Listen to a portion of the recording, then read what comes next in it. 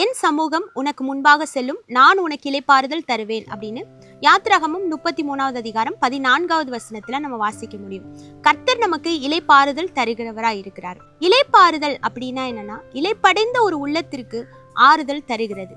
இந்த ஆறுதல் யாரு தர முடியும்? ஒரு பாட்டு கூட இருக்குல்ல, 1000 பேர் ஆறுதல் சொன்னால் ஆறுதல் ஆகுமா? எத்தனையோ பேர் உங்களுக்கு ஆறுதல் சொல்லியிருக்கலாம். இழப்பின் மத்தியில, துக்கத்தின் மத்தியில, வருத்தத்தின் மத்தியில, நீங்க தனிமையா இருக்கிற பொழுது நிறைய பேர் உங்களுக்கு ஆறுதல் சொல்லியிருக்கலாம். அதெல்லாம் ஆறுதல் ஆகுமா அப்படின்னு கேட்டா ஆறுதலா இருக்கும். ஆனா அது நிரந்தரமான ஒரு சொல்யூஷன் நமக்கு தராது.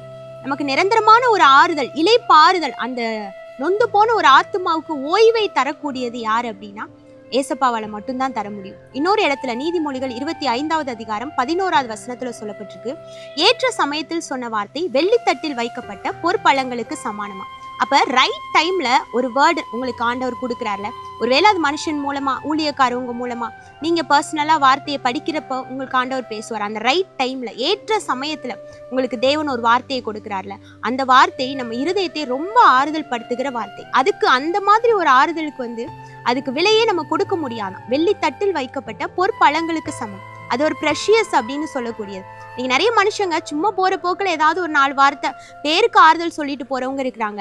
ஆனா தேவன் அப்படி கிடையாது. உங்களுக்கு சமயத்திற்கேற்ற வார்த்தையை கொடுத்து உங்க இருதயத்தை தேற்றக்கூடிய நல்ல தகப்பன். அவரால் மட்டும்தான் அந்த உண்மையான இளைப்பாறுதலை ஒரு மனிதனுக்கு தர முடியும். God bless you. நற்கிரியைகளை செய்கிறவர்களா நம்ம இந்த பூமியில இருக்கணும். இயேசு கிறிஸ்துவும் நற்கிரியைகளை செய்கிறவரா சுற்றி திரிந்தார். அவர் ஒரு 6 விஷயத்த அழுத்தி சொல்றாரு, இதெல்லாம் நீங்க செய்ய வேண்டும் அப்படின்னு சொல்றாரு. என்ன அப்படின்னா, மத்தேயு 25வது அதிகாரம் 41, 42வது வசனங்களை வாசித்தோன்னா தெரியும். நான் பசியா இருந்தேன், நீங்க எனக்கு போஜனம் கொடுக்கல. நான் வியாதியா இருந்தேன், நான் காவல்ல கிடந்தேன், என்னை விசாரிக்கல. நான் அந்நியனா இருந்தேன், நீங்க என்னை சேர்த்து கொள்ளவில்லை. நான் தாகத்தோடு இருந்தேன், நீங்க எனக்கு தண்ணீர் கொடுக்கல அப்படின்னு சொல்லி அவர் சொல்றாரு. அப்போ கேட்குறாங்க, உங்களை இப்படிலாம் நாங்க பார்த்தது இல்லையே, நீங்க எப்போ பசியா இருந்தீங்க, நீங்க எப்போ தாகமா இருந்தீங்க அப்படின்னு சொல்லி கேட்குறாங்க. அப்போ தேவன் சொல்றாரு, இந்த சிறியரில் ஒருத்தருக்கு நீங்க அதை செய்யாமல் போனீங்க அப்படின்னா அது எனக்கே நீங்கள் செய்யாமல் போனதுக்கு சமம். நீங்க ஒருவேளை ஒரு வியாதியா இருக்கிற மனுஷனை நீங்க விசாரித்தீங்கன்னா அது என்னையவே நீங்க விசாரித்ததற்கு சமம். ஒரு பசியால வாடுகிற ஒரு மனுஷனுக்கு நீங்க ஒரு நேரம் ஆகாரத்தை நீங்க கொடுத்தீங்கன்னா அது எனக்கே செய்த மாதிரி. ஒரு காவல் கிடங்குல இருக்கிற ஒரு மனிதனை நீங்க விடுதலை ஆக்குறீங்க அப்படின்னா அது எனக்கே நீங்கள் செய்யற மாதிரி அப்படின்னு சொல்லி தேவன் நீங்க நற்கிரியைகளை நம்ம செய்ய வேண்டும் அப்படின்னு சொல்றாரு. இன்னைக்கு உங்க முன்னாடி இப்படிப்பட்ட இந்த 6 கேட்டகரியில இருக்கிற மக்களை நம்ம பார்ப்போம். அந்நியரா இருப்பாங்க, ரொம்ப ஸ்ட்ரேஞ்சரை போல சிலர் இருப்பாங்க, யாருமே அவங்களை சேர்த்து கொள்ளவே மாட்டாங்க. அப்படிப்பட்டவர்களை நீங்க சேர்த்து கொள்ளுங்க. அவங்க கிட்ட ஏசப்பாவோட அன்பை சொல்லுங்க. வியாதியோட இருக்கிறாங்களா, கடந்து போயிடாதீங்க, அவங்கள விசாரிங்க.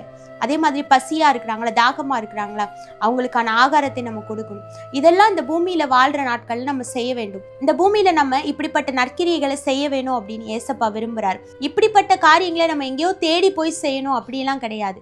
நம்மளை சுற்றியே இந்த மாதிரி சூழ்நிலையில் இருக்கிற மனிதர்கள் இருக்கிறாங்க. அவங்களுக்கு நீங்க செய்யறது தேவனுக்கே செய்த மாதிரி. அதனால இப்படிப்பட்ட மனுஷங்களை நம்ம வாழ்க்கையில கடந்து கிராஸ் பண்ணி நம்ம போயிட வேணாம். அவங்கள நின்று விசாரிக்கிறதோ, நின்று அவங்களுக்கான ஆகாரத்தை கொடுக்கறதையோ தேவன் பார்த்து கொண்டிருக்கிறார். ஒருவேளை நீங்க இப்படிப்பட்ட காரியங்களை செஞ்சுட்டு இருக்கீங்க அப்படின்னா இன்னும் உற்சாகமா நீங்க செய்யுங்க. தேவன் உங்களை ஆசீர்வதிப்பார். God bless you.